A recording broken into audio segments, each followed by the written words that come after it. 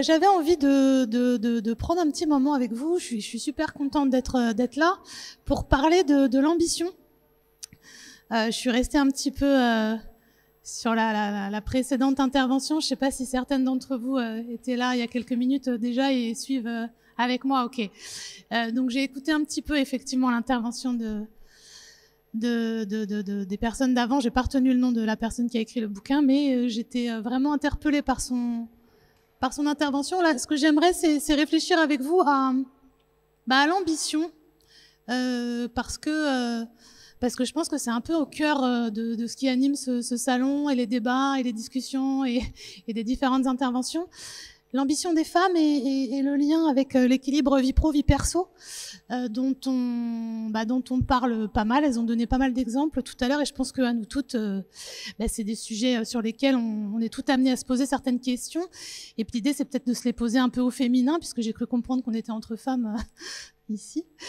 Donc voilà, ce que j'avais envie de vous proposer, c'est un format ouvert. Hein. L'idée, on est peut-être sur 30 petites minutes. Je vais essayer d'aller vite, mais n'hésitez pas à réagir et à me poser des questions ou à rebondir. Ce que j'avais envie de vous proposer, c'était un raisonnement, pas forcément des solutions ou quoi que ce soit. Je vais vous partager mon expérience aussi au niveau de mon cabinet et puis de voir si ce raisonnement vous parle et puis peut-être réfléchir à quelques solutions. Donc déjà peut-être de se rappeler un peu d'où on part par rapport à cette histoire d'ambition féminine. Il y a à peu près 300... il y a plusieurs années de ça, il y a longtemps, hein, Aristote, je ne sais pas si vous avez déjà entendu parler de ce monsieur, il disait que les femmes avaient moins de dents que les hommes. Alors je trouvais cool de le partager avec vous parce qu'effectivement, moi, ça m'a fait réagir quand j'ai trouvé cette référence. Effectivement, on est quand même parti d'un raisonnement masculin il y a très très longtemps, mais néanmoins réel, hein, considérant qu'on avait moins de dents que les hommes. Donc bien sûr, on a vite compris que c'était pas vrai, mais n'empêche que je trouvais pas mal de partir d'un truc comme ça avec vous. Puis il y a aussi un autre truc, alors je sais pas si je fais bien de vous le partager, mais pour nous mettre un peu dans la même ambiance, il y a aussi quelque chose qui nous a été transmis il y a très très longtemps, hein, mais on devait enfanter dans la douleur, je crois, il y avait un truc comme ça avec la Genèse. Hein. Alors je sais pas si c'est une bonne référence hein, de rebondir là-dessus, mais c'est de rappeler un peu de quoi on part pour essayer de se souvenir... S'il y a un sujet féminin, on part quand même de quelque chose d'assez lointain, comme quoi on aurait peut-être moins de dents que les hommes et comme quoi on serait amené à souffrir pour mettre des enfants au monde. Enfin, il y a quand même un truc assez lointain, un peu bizarre. Bon, effectivement, on va pas se refaire toute l'histoire, mais on part quand même de là. On va quand même se dire que c'est quand même un départ qui fait réfléchir. En 1965, donc longtemps après tout ça, mais n'empêche, en 1965, c'est pas si loin. Tout le monde le sait ici, je pense, mais c'est toujours sympa de se le rappeler. On a eu le droit d'ouvrir un compte en banque sans demander à notre mari si c'était possible. Et puis, on va continuer, on va faire vite, parce qu'après, c'est en 2006. En 2006, on a obtenu quelque chose d'autre qui est sympa hein, dans notre histoire, c'est l'égalité salariale. En 2006, il y a une loi, le 23 mars, on est en 2024. On a toujours à peu près 30% d'écart de salaire entre les hommes et les femmes. Bon, l'air de rien, on a envie de se dire que les sujets évoluent. On a des femmes comme celle d'avant qui nous dit oui, on peut faire un salaire à 6 chiffres, bien sûr que c'est vrai, mais n'empêche que notre histoire reste quand même un peu entachée de ces éléments-là. Et il ne s'agit pas de se plomber avec ça, mais simplement de se dire que on n'est peut-être pas responsable de tout et qu'il y a peut-être quelque chose qui fait partie de notre héritage et sur lequel on a peut-être un rôle à jouer, mais plus collectivement qu'individuellement, si vous voulez mon avis. Et en réalité, c'est vrai que dans mon travail, je rencontre beaucoup de dirigeantes et de dirigeants, bien sûr, de managers, de salariés, qui pensent que nos modèles de management sont en réalité complètement dépassés, parce que ces questions qui nous taraudent maintenant font que on a un écart en fait entre les deux. Et puis il n'y a plus rien aujourd'hui qui justifie ces écarts de salaire en réalité, hein. On est tous d'accord pour dire il y a toujours des écarts et tous les ans on revient à la charge pour dire il y a toujours ces écarts et pourtant on les négocie, nos salaires, on fait tout un tas de choses, mais les écarts sont toujours là, donc il se passe quand même quelque chose qui dépasse l'individu, je pense, et qui est encore compliqué. Donc ce que j'avais envie de vous proposer, c'était d'explorer un raisonnement partant de ce constat-là, et puis d'essayer de se dire quelles pistes collectives on pourrait peut-être imaginer, et sur lesquelles peut-être que individuellement, modestement et humblement, on aurait peut-être quelques leviers à imaginer. Donc moi qui je suis, parce que j'ai pas encore écrit de bouquin, je suis beaucoup moins connue que les personnes d'avant, donc c'est très humblement que je vais essayer de vous proposer mon raisonnement. Donc moi je suis Laurie Adjad, je suis consultante en organisation et en gestion de carrière. Je dirige un jeune cabinet qui s'appelle Le Cap. Qu'est-ce qu'on fait au Cap? Bon, j'ai mes anti-sèches, mais qu'est-ce qu'on fait au Cap? Je le sais, hein. On fait des audits. On fait... oui, parce qu'en fait, j'ai voulu avancer trop vite. Merci. On fait des audits, on fait du conseil, on fait de la formation. Et on est en fait société à mission, avec pour raison d'être de faire du lien humain et de la santé et du bien-être au travail un sujet central à toutes nos interventions, qu'elles soient collectives ou individuelles. Et on propose aussi des bilans de compétences qu'on adresse aux cadres et aux dirigeants, avec pour enjeu de savoir piloter sa carrière, avec un bilan de compétences. On intervient aussi sur une démarche qui s'appelle Entreprise en santé, qui, il me semble, peut être une piste intéressante à explorer, et dont je vais vous parler à la fin de mon raisonnement, parce que j'avais quand même envie de vous en toucher deux mots. Est-ce que l'entreprise est un monde d'hommes comme les autres? Je ne sais pas si cette question vous parle. Moi, j'ai envie de vous partager quelques stéréotypes. Alors, parce que ça fait quand même partie de nos réalités malgré tout. Et puis, si parmi vous, il y en a qui souhaitent partager d'autres ou qui souhaitent m'exprimer d'autres, qui n'a pas déjà entendu, je sais pas moi, que ce soit au travail ou dans la vie de tous les jours d'ailleurs, hein, des phrases du type. Alors, j'en ai quelques-unes que j'ai sélectionnées, mais je pense qu'on en aurait d'autres. Oh, ça va, t'es pas drôle. T'as tes règles ou quoi? Bon, il y a quoi? Elle est classique, mais je trouve que c'est pareil, ça fait toujours... tu peux pas prendre ce poste, il y aura beaucoup d'heures à faire et avec tes enfants, tu pourras pas tout gérer. Elle a toutes les compétences, mais elle manque de poigne. Véro, tu peux nous faire un café, s'il te plaît? Pourtant, Véro, c'est la directrice adjointe, hein. C'est pas la secrétaire. Ah, vous êtes si sensibles, vous les femmes, vous prenez toujours tout à cœur. On est d'accord, on a toutes au moins déjà dans notre vie entendu une phrase de ce genre-là. Ou alors, si parmi vous, ça ne vous est jamais arrivé, levez la main tout de suite et je vous donne le micro parce que j'ai vraiment envie de savoir.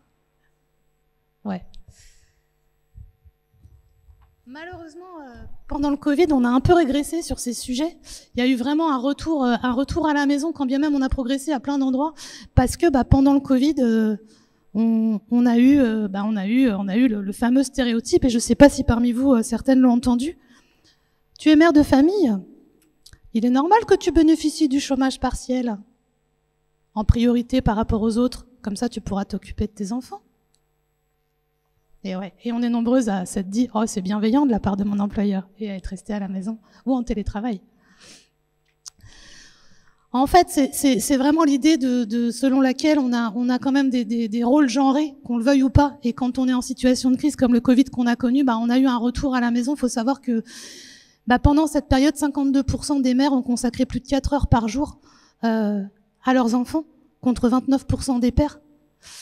Que durant cette même période où les crèches et les écoles étaient fermées, 70% des cas, dans 78% des cas, c'est les mamans qui sont restées à s'occuper des enfants. Alors ouais, on a envie de faire bouger tout ça, il y a forcément des pistes, hein. Donc le sexisme est partout, d'après Brigitte Grésy, qui est du Haut Conseil à l'égalité des hommes entre les femmes, et elle dit que c'est un agent infiltré en fait dans nos institutions, dans nos relations interpersonnelles. Et puis qu'il disqualifie les femmes d'une manière assez insupportable en fait. Donc aujourd'hui, moi, ça y est, je vous ai dépeint le truc, je veux pas casser l'ambiance, hein. Mais la question de l'ambition, est-ce que l'enjeu c'est Ce que j'ai essayé de vous soumettre là, c'est ce qu'il faut qu'on fasse péter le plafond. Donc, on arrive à des postes avec des gros niveaux de salaire et qu'on embarque des positions de plus en plus importantes. C'est le cas, et heureusement qu'on chemine. Ou est-ce qu'il n'y a pas aussi un enjeu à repenser les fondamentaux et du coup à réfléchir au plancher, à refonder les valeurs en fait qui nous soutiennent? C'est vrai que moi, dans mon boulot, je rencontre pas mal de femmes qui ont occupé des postes à très haut niveau de responsabilité ou de direction hein, dans certaines organisations et qui, chemin faisant, aspirent à autre chose en fait. Donc avec des très hauts niveaux de salaire, avec des réussites sociales parfaites, mais qui à un moment donné se sont dit, il y a quelque chose qui se joue là, qui une certaine lassitude en fait. Et elles aspirent à autre chose. Alors parfois c'est corrélé à l'envie de fonder une famille, mais pas toujours. J'ai envie de vous parler de Céline Alix, qui a écrit aussi un bouquin, qui est une ancienne avocate d'affaires, donc pareil, une femme très brillante, qui a abandonné du coup sa carrière pour créer son entreprise. Et elle a vécu cet arrêt de carrière un peu comme un échec au début dans un premier temps. Et puis petit à petit, elle s'est rendue compte qu'il s'agissait de l'amorce d'une autre vision de la carrière en fait. Et c'est vrai que en France et aux États-Unis, on observe ce phénomène où des femmes très brillantes qui ont fait des très belles carrières et qui ont atteint les sommets finalement, reviennent à autre chose, repensent leur carrière autrement ou envisagent d'autres choses, avec une envie de remettre du sens, une envie de repenser les choses différemment. Alors je ne sais pas si ça vous parle. Et dans le bouquin qu'elle a écrit, qui s'appelle Merci mais non merci, elle a été interrogée beaucoup de ces femmes en fait, pour essayer de comprendre qu'est-ce qui se jouait dans leur réflexion. Et c'est vrai que l'une des visions qu'elle propose, hein, c'est de se dire que ces femmes-là, elles sont en train d'imaginer une autre manière d'aborder le monde du travail, qu'on est peut-être à l'orée de quelque chose où l'ambition, cherchant à péter les plafonds, n'est peut-être plus la seule manière d'aborder l'envie de s'épanouir, et que peut-être il y a des choses au niveau du plancher à repenser en fait pour être un peu plus solide sur ses pattes, avoir des fondamentaux, des bases, des racines, et puis ce socle de valeurs en fait sur lequel on pourrait imaginer un nouveau modèle. Et en réalité, on commence à me voir venir peut-être, mais la vie de famille, elle restera plus autant aux portes de l'entreprise qu'elle ne l'a été jusque-là. Donc c'est un peu l'exemple suivant. Alors l'équilibre vie pro, vie perso, on s'est toutes certainement posé la question comment être une bonne mère tout en étant... j'ai beaucoup trop de choses entre mon papier et mon machin. Comment être une bonne mère, tout en étant une bonne professionnelle, une professionnelle impliquée, une amie dévouée, une représentante associative, une partenaire attentive, et tout ça en même temps et tout le temps. On cumule quand même pas mal de rôles. Les rôles sociaux tendent à se multiplier aujourd'hui, c'était peut-être moins le cas hier. Et puis on a des identités qui se conjuguent en fait. Et ça génère forcément une charge mentale qui devient assez importante en fait. Pour aller au bout de ce raisonnement, moi j'avais envie de vous proposer peut-être des solutions en entreprise et de se dire que la situation personnelle et familiale du salarié, ça peut être un enjeu en fait à l'intérieur de l'entreprise. Donc on va peut-être réfléchir à des solutions. Je ne sais pas si parmi vous, certaines ont déjà vu dans leur entreprise des mesures se mettre en place pour changer un peu les choses. Donc je vais vous en proposer quelques-unes, mais certaines que vous connaissez déjà, d'autres qui commencent à émerger. Par exemple, les politiques de conciliation travail et famille, mettre en place des politiques qui favorisent l'équilibre entre les deux en fait. La vie familiale reste essentielle, mais ça peut inclure, par exemple, des horaires un peu plus flexibles, du télétravail, des congés parentaux, mais qui concerneraient les employés parents, plus seulement que les femmes. Concilier leurs responsabilités familiales avec leurs responsabilités professionnelles et réduire un peu le stress, en fait, que ça peut générer d'être sur ces deux fronts. Travailler aussi à la promotion des carrières de chacun, permettre aux employés parents, hommes ou femmes, de pouvoir avoir des opportunités de carrière et de développement professionnel. J'entendais la personne précédente parler de ces augmentations négociées à l'issue de ces congés maternité. Il est clair qu'aujourd'hui, c'est loin d'être quelque chose de normé et de habituel. Mais en même temps, pourquoi ? C'est vrai qu'elle a raison. On apprend énormément de compétences pendant un congé maternité. Aujourd'hui, dans les entreprises, c'est encore trop peu valorisé. Et puis permettre des opportunités de développement professionnel aussi bien aux hommes qu'aux femmes, aux parents en fait. La flexibilité dans les horaires de travail, reconnaître que les besoins des employés parents peuvent être différents en termes d'horaires de travail. Et puis quand on va sur ce champ-là, on peut aussi se dire que ça concerne les employés parents, mais ça concerne tout le monde en fait à l'intérieur de l'entreprise qui à un moment donné de son existence va avoir un sujet personnel qui va impacter sa vie au travail. On pense aux maladies aussi. Des personnes qui à un moment donné ont une maladie qui les impacte dans leur carrière.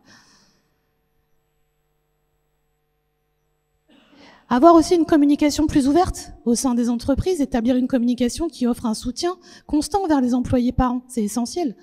Et ça peut offrir des ressources d'information sur les questions liées à la parentalité, en lançant des groupes de soutien pour les parents, par exemple.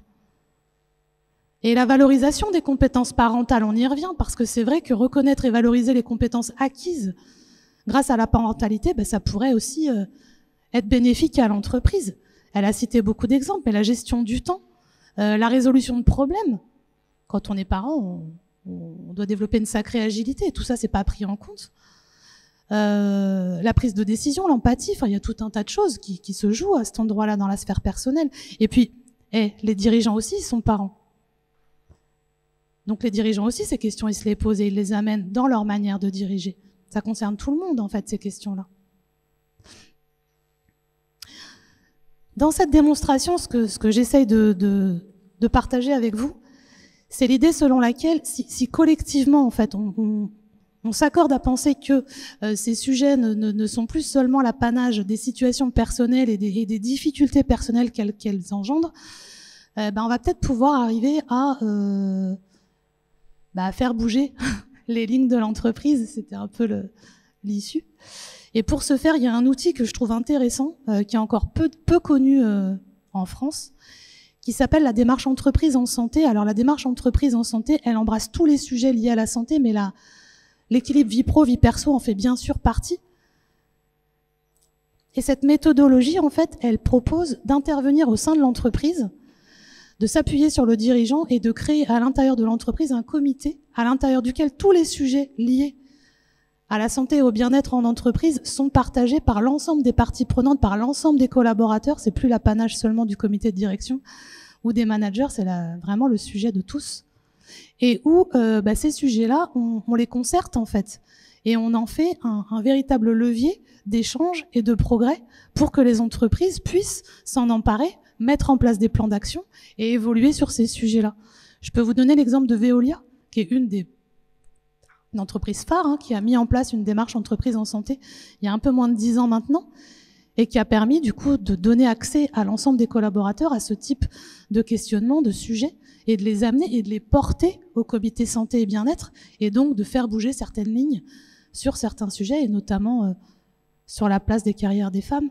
Je pense aussi à l'entreprise Casino, avec qui j'ai échangé il n'y a pas très longtemps, qui est en train de mettre en place une expérimentation aussi très sympa, où l'idée c'est de permettre à des groupes de femmes de réfléchir, de travailler sur ce qui les freine et ce qu'elles ont dans leur tête par rapport à leurs évolutions de carrière, ces espèces de barrières qu'on se met. Et le groupe, du coup, porte ces groupes, les forme et leur permet petit à petit de dépasser ces barrières et de se positionner sur davantage d'évolution de carrière au sein de l'entreprise. Ça fait à peu près un an et demi que cette démarche est en cours et on a vu des trajectoires évoluer et des carrières des femmes se positionner sur des postes sur lesquels elles n'osaient pas se positionner maintenant. Mais c'est l'entreprise, c'est le système qui a créé cette possibilité et qui a donné cette possibilité aux collaborateurs et aux collaboratrices. Voilà, c'est un peu là-dessus que j'avais envie de partager avec vous aujourd'hui. Je suis pas une coutumière des conférences, donc merci pour votre attention. J'aimerais avoir vos retours et vos questions et savoir un peu ce que vous en pensez. Il nous reste quelques minutes d'après le timekeeper qui est devant moi.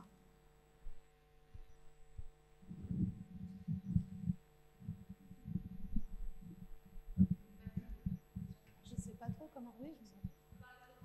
Oui, on est calme, ça peut être. Bonjour. beaucoup. Déjà, merci pour votre présentation. Je voulais vous demander, vous parliez au début des différences de salaire entre les hommes et les femmes. Beaucoup d'entre nous ici, du coup, sommes entrepreneurs, jeunes entrepreneurs et commençons notre carrière.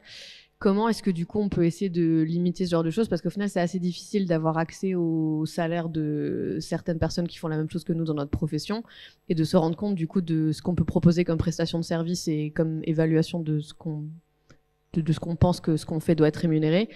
Comment est-ce que, du coup, on peut avoir accès à la même chose d'un point de vue masculin et être capable, du coup, de limiter ce gap entre les hommes et les femmes? Donc il y a deux, si je comprends, il y a deux questions en une. En fait, la première, c'est comment je m'assure que ce que je vends, je le vends au bon prix par rapport au marché. Et la deuxième, c'est si j'embauche des hommes et des femmes demain, non, quelle politique salariale? À vos concurrents. À vos concurrents. Ok. Alors, dans l'entrepreneuriat, je pense qu'on a moins ce problème dès lors que c'est vous qui fixez vos propres tarifs.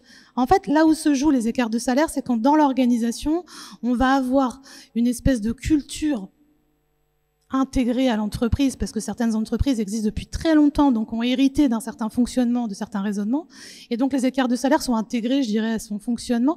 Vous êtes entrepreneur, tout est à écrire. C'est à vous d'écrire vos prix, et puis c'est à vous de savoir vous positionner face à vos concurrents. Et autant c'est vrai que la partie négociation, vendre cher, les hommes sont peut-être plus à l'aise, de tendance à être plus à l'aise que les femmes par rapport à ça. Nous, on a d'abord envie d'être utile et de sauver le monde, et après, on imagine comment gagner de l'argent. Je caricature, mais c'est un peu ça. Voilà, ça peut être ça pour certaines. Si vous n'êtes pas d'accord, vous avez raison. Mais en tout cas, si sujet il y a d'écart, ça peut être sur ces endroits-là. Et du coup, c'est de faire une bonne étude de marché. Alors là, je vais revenir à des trucs très normés et très simples, mais voilà, de faire une bonne étude de marché et de savoir se positionner en toute connaissance de cause sur son marché. Soit on fixe des prix très élevés, on se dit qu'on va être sur un marché un peu premium et du coup on essaye d'assumer et de faire l'offre de service qui va bien avec la gamme, les services connexes. Soit on se fixe sur un truc un peu moins élevé et on se dit qu'on fera peut-être un peu plus de volume. Enfin après voilà, c'est des choix, je dirais un peu plus stratégiques, mais je pense pas que ce soit genré pour le coup à cet endroit-là. Je suis pas certaine. C'est vrai? D'accord. Après, c'est soit, voilà.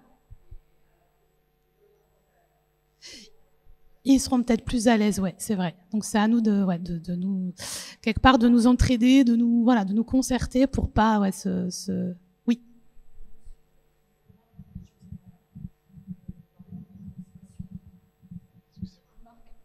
Merci.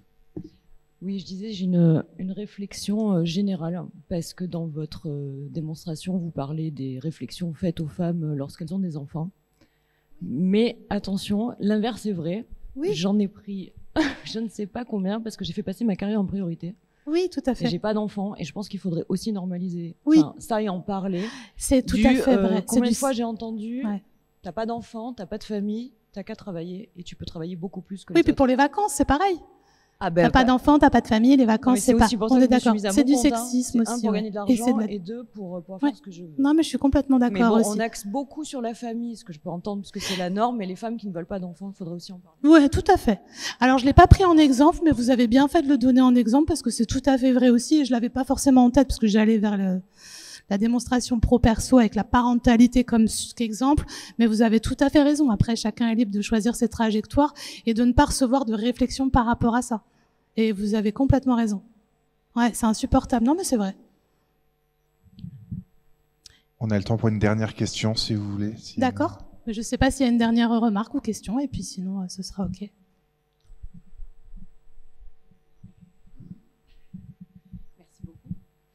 Merci beaucoup pour cette présentation. J'ai une question liée à mon expérience personnelle. J'ai passé presque 25 ans salarié dans une grande entreprise, mais grande entreprise genre le Mammouth. J'ai pas évolué comme j'aurais dû et comme j'aurais aimé évoluer. Aujourd'hui, j'ai pris la décision de partir, mais je serais curieuse de savoir comment on fait bouger les mentalités dans les mammouths, dans les grosses entreprises mammouths. Parce qu'il y a un chef, il y a un N+1, il y a un N+2, il y a un N+3, etc. Donc, À quel niveau on va faire jouer les curseurs là? Mon expérience, alors après, ça vaut à travers mes grilles de lecture. Voilà, j'ai travaillé en cabinet qui accompagne du coup des restructs dans des grandes entreprises telles que la vôtre. Et au sein de mon cabinet, j'accompagne des entreprises, je dirais, de PME à des entreprises de taille intermédiaire. Et il m'est arrivé d'intervenir sur des grandes entreprises aussi. Ce que j'observe, c'est que c'est en situation de crise. Mais j'ai envie de dire, on est tous un peu pareils. Hein. On attend d'avoir mal aux dents pour aller chez le dentiste. Hein. Donc c'est au moment où l'entreprise a mal, doit se restructurer, à un moment de réorganisation, à un moment clé en fait dans son chemin, qu'elle est obligée de repenser certains. C'est comme par rapport à la maladie professionnelle. On disait tout à l'heure ou la parentale. C'est quand le sujet se présente et qu'il devient juridique et que ça pique au niveau du dirigeant, qu'il se dit bon, ça m'a piqué une fois, ça m'a piqué 2 fois, peut-être qu'il serait temps. Voilà. Et c'est triste, mais malheureusement, dans les grandes entreprises, l'observation faite, c'est qu'il commence à y avoir des mouvements, je dirais, systémiques quand l'entreprise doit se repenser et doit se restructurer, quand elle a des comptes à rendre aussi aux politiques et aux juridiques. Malheureusement, voilà, c'est souvent c'est fréquemment encore à ces moments-là, mais ça peut aussi parfois être sur l'angle d'un changement de direction dans un service qui peut être l'occasion, si le dirigeant ou le manager a envie de donner les clés et de réfléchir un peu différemment, de faire bouger un peu les lignes par un service qui va donner exemple. Mais après, c'est des choix de dirigeants. En fait, c'est vraiment pour le coup là, c'est à cet endroit-là que ça se joue. Enfin, de ce que j'ai pu observer. Merci pour votre question.